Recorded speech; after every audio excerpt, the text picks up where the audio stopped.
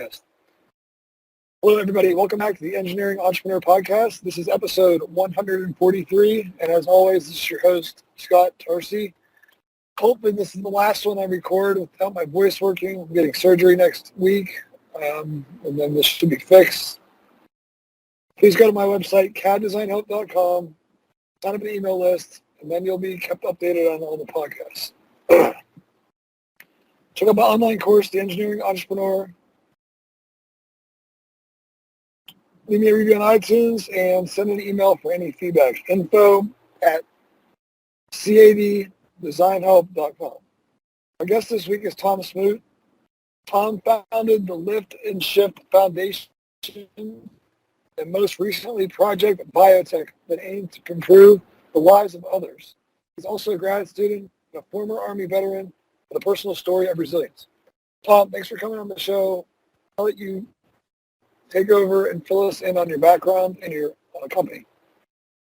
Sure, cool. Thanks for having me, first of all. And well, I guess I'll start with I was an Army veteran. I did not get into engineering initially out of school. I went and served my country. After a few deployments, I left the Army with PTSD, and that was a challenge. I wanted to go back to school and be a productive member of society.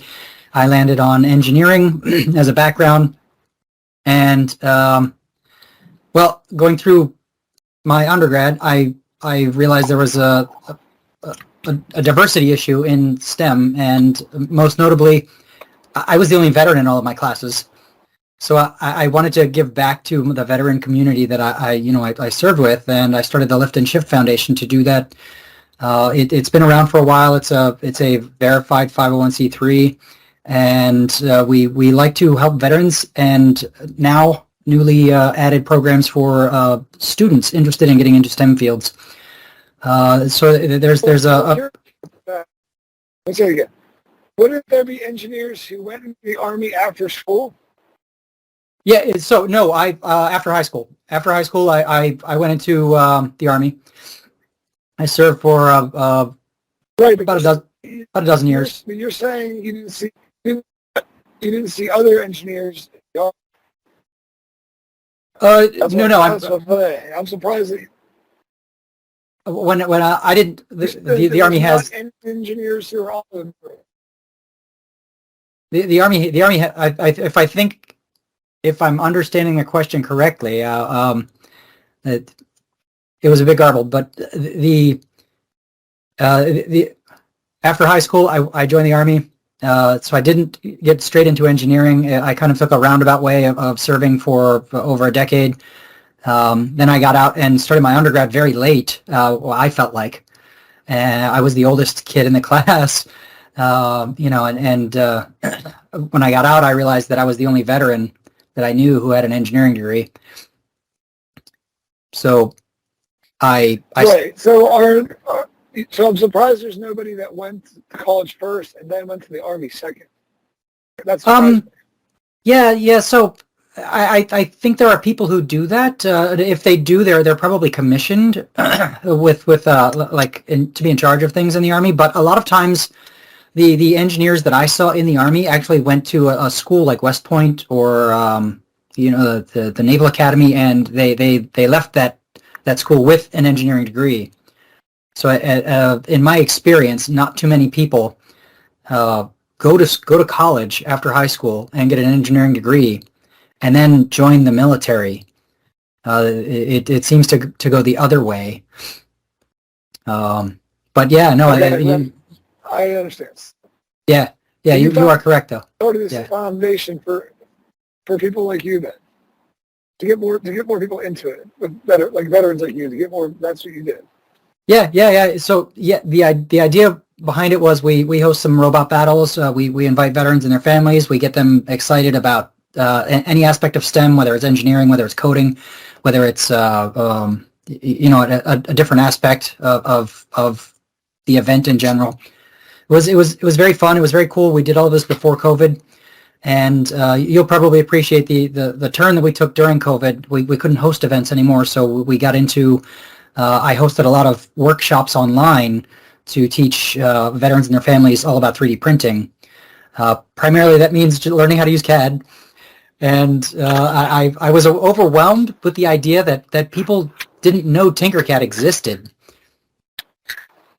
So we used Tinkercad as the primary platform to introduce CAD ideas to veterans and their families. And I would host a few events, for like an hour or two, teach people how to get logged in, how to manipulate some objects, how to end up with an STL file, worth printing. And then as the nonprofit director, I would print the models that we would practice on, and I would mail them out to all the veterans and their families. And that was fun, and I very much enjoyed the work. It's very fulfilling to be able to give back and to be able to do the things like that, especially when veterans are looking for things to do with their families. A lot of times we leave the military and we don't have a support network anymore, so your family is very important in that aspect. Yeah, but it was very, very, very productive thing to do on my part, and very, very helpful for me to switch from learning to teaching. So that was when you left school, that's what you started doing? I'm sorry, say that again? So that was your job when you left school? Yeah. Basically, I work part-time in a research lab while I'm still a grad student. But yeah, for the most part, I was very, very intent on creating something that allowed me to give back to the veteran community.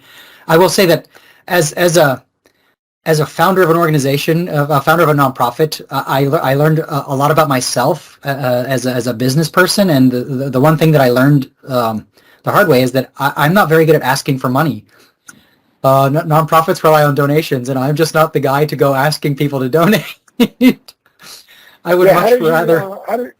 Because you're a nonprofit, you're not charging people for the classes, right? So who's making the donation? The Army? No. Well, for quite a while, I was actually our largest donor. I really wanted to give back to this community.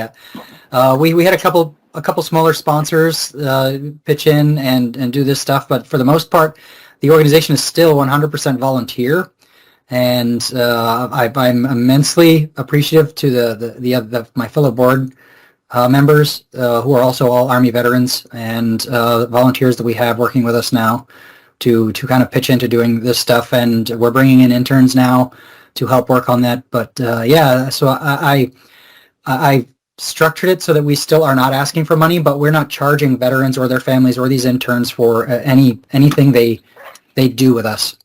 Sounds very cool. Yeah. And then you also have another company, Project Biotech? Yep, Project Biotech. So the other thing I learned in conjunction with the fact that I don't like asking for money is that I would much rather provide a service or a product and let people, just exchange goods that way. I'm much more comfortable saying, hey, go buy my stuff instead of, hey, give me money. And while we were all quarantined, I started making things that I would buy. I was very worried about the supply chain. So I have some nerve issues. I'm a very active person. I run marathons, and a lot of the orthotics that I was buying were the first on the chopping block on my budget.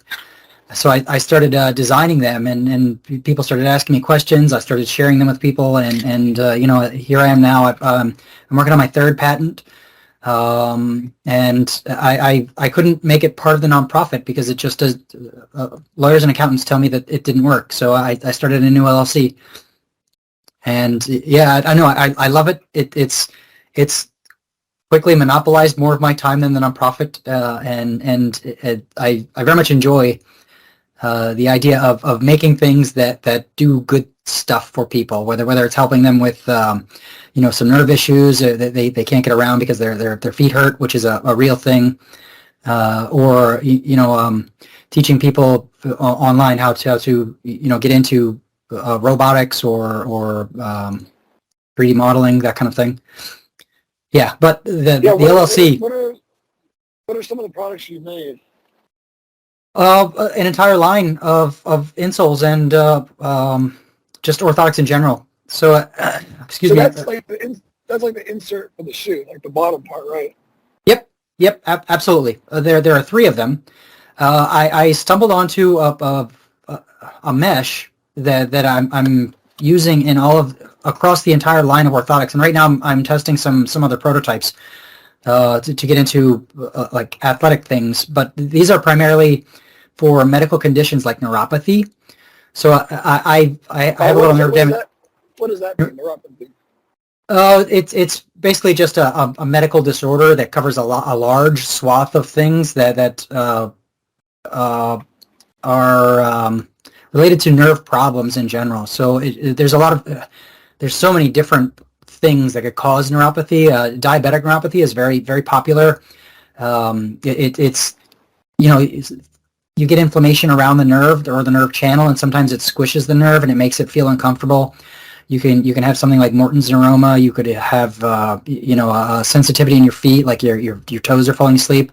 Sometimes people don't realize that carpal tunnel syndrome is related to a neuropathy also, where the swelling in your wrists squeezes around the little canal where all the nerves fit through in the middle of the wrist, and it's a problem for people who stand all day to have their feet hurt. But what I learned in getting into this industry is there's a lot of I'll just call them shady products. I've tried to approach grant writers, about like NSF grants for the National Science Foundation or the NIH, and a lot of grant writers have asked me to jump through hoops to provide extra data, extra background on the orthotics, because they've been burned by other people. You're looking for a quick buck on something that doesn't work. In fact, I was at an interview with a grant writer last month, and he was telling me a horror story about someone who was literally trimming styrofoam sheets into the shape of your shoe, and like styrofoam, like a box, like the peanuts you get in a box. He had a sheet of it, and a big pair of shears, like scissors, and he was literally cutting a styrofoam insole out to claim that this was the newest tech in foot health. And I was kind of appalled, but when I did the market research into this, I saw similar things. There's a lot of people creating things that they have a lot of buzzwords, but they don't do a lot as far as anything different or anything novel that could be patentable, which to me was a unique challenge to overcome in addressing people in this market. So many people who have an issue with foot pain or a diagnosis of neuropathy or something else like diabetes that causes neuropathy. They also are very skeptical of insoles, about foot care products, and I mean rightly so. We've all been in the pharmacy and seen like the whole rack of inserts and insoles, yeah. These will make what makes yours different? It's the mesh that I'm using. It's the fact that I'm 3D printing them. They're the equivalent of a custom insole, without buying anything custom or getting a prescription for it. And it's the mesh that I've worked out. I spent months, probably 6 months, testing them myself before I started giving them out to beta testers. And so I chose thermoplastic polyurethane is a primary component because of its. I was going to ask, you're 3D printing it, so I was going to say it's probably going to be some kind of TPU, because you can't use PLA or ABS. It's too hard of a foot. Yep. So I went through a long process of evaluating TPU, and I found a manufacturer that worked for me. And then I just started iterating through every different variation of this mesh that I chose, until I found when you say mesh, what do you mean by that? Well, I think we could probably take it straight. Like if you're looking at 3D printing, and if you're familiar with like slicers like Cura or are you talking about STL file? Yeah. Okay. So it's basically the same background as the mesh that when you do an infill in Cura. I'm just recreating it manually and tweaking it to the point that it matches a specific profile, and the mesh creates just as much rebound in the insole as the TPU does. So the combination of them absorbs energy on impact and pushes back up when you lift your feet up. Right. Yeah. It's like a honeycomb pattern where it's giving like a rebound effect. Yeah. Yeah. Mine's more circular, but yeah, exactly. Yeah. Okay. And it'd be good to get some pictures. Like maybe you can email me some pictures later. I can put it in the show notes. The visual would be good with this. Yeah, definitely. I will follow up with that and links and things. But yeah, so the challenging part was, how do you patent this? How do you do that? I had a couple of investors ask me if it was worthwhile to try to realign patents so that it was not just a medical device, but also a type of padding in general. They were curious about whether or not it would be good for padding in shipping containers, padding in helmets for kids, all kinds. I fielded so many questions about that initially, and ultimately I landed on the orthotics just because of the application that I was doing, and the novelty is there. It's not so much in generic product application. The novelty is in the way that it increases how your skin responds to contact with the mesh. As the mesh squishes, it pinches on the skin, and it increases something called proprioception, which was amazing to me when I started this beta tester program. I reached out to a lot of people who had issues like diabetes, like idiopathic neuropathy, MS. What was the most interesting case I reached out to, and all these people started replying and giving me the feedback from this beta group and said, this really helps me with my specific condition.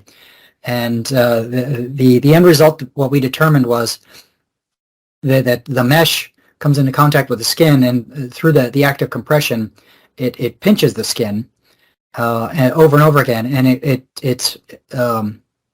increases the nerve response of the skin, so that people who have issues walking around with I haven't tested it on Parkinson's yet. I'm very curious about that, and this is where I would love to write a grant with the NIH to do more in-depth testing on exactly how this helps people with specific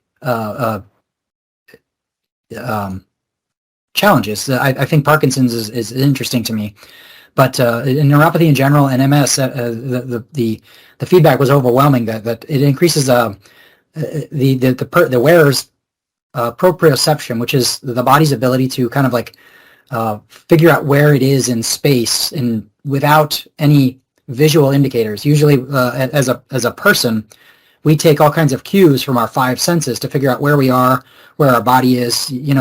Obviously you see your foot, so you have an idea, and you can rely on the sense of touch, like cold, that kind of sensation. But this helps the body realize that it's coming into contact with the surface. It increases their knowledge, or the brain's knowledge of where the foot is without any external influence. And that was the point when I realized the patent had to be about the medical benefit. Yeah, I was about to ask, this sounds like there's a lot that can be patented here, so you've already started that process. I'm curious about grants too. I don't know a lot about that. So do you have to be a veteran to get this grant, or how did you find out about these? Because I know grants exist, and it's not a lot of people don't understand like how you can, because like I feel like I could go after some. I have ideas, not necessarily this industry, but other industries. Like, where do you go to look for this stuff? Ooh, this super helpful for my background as a nonprofit. I've written a ton of grants asking for money from organizations, but for the most part, I will go to grants.gov. I will go to the individual websites for a lot of the government agencies. For the NIH, for example, they have a lot of programs for that will fund grants to research medical devices. I'm looking into it's inside the NIH. It's broken down in all kinds of different departments. For like musculoskeletal stuff or neurological stuff. It gets very, very, very complex. I will also say the National Science Foundation. I've written a couple grants at the National Science Foundation to research novel new products that are not on the market, and that's also a good resource. I think all the grants I submitted through the NSF were actually done through America's Seed Fund. If you Google America's Seed Fund, you'll probably come up with all the information you could possibly need to get up to speed on the government granting process. And you don't need to be a veteran in most times, and a lot of times you don't need to be a doctor or what they call a principal or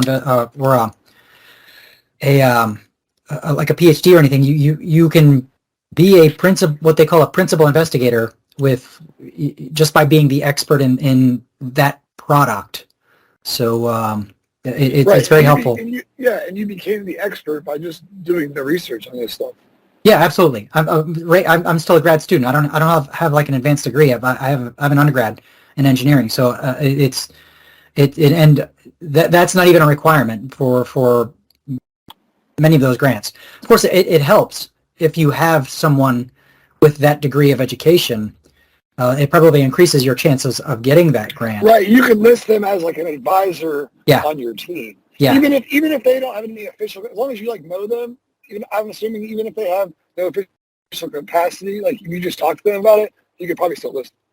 Yeah, absolutely. And that gets into grant writing, which is a very long, detailed, drawn out process. I think the last grant I wrote was for the NSF, and it was 30 pages.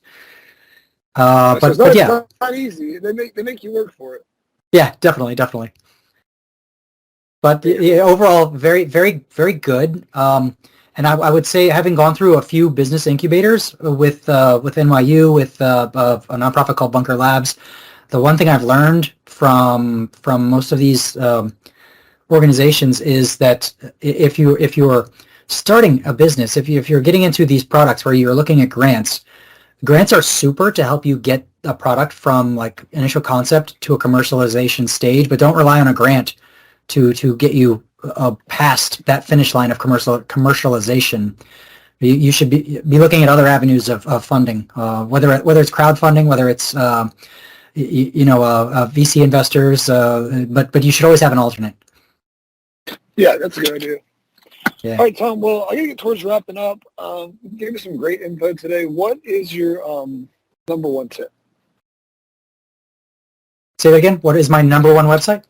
Number one tip. Oh, my number one tip. Good Lord. You can't do everything all by yourself, and don't be afraid to ask for help. Those are things I've learned the hard way.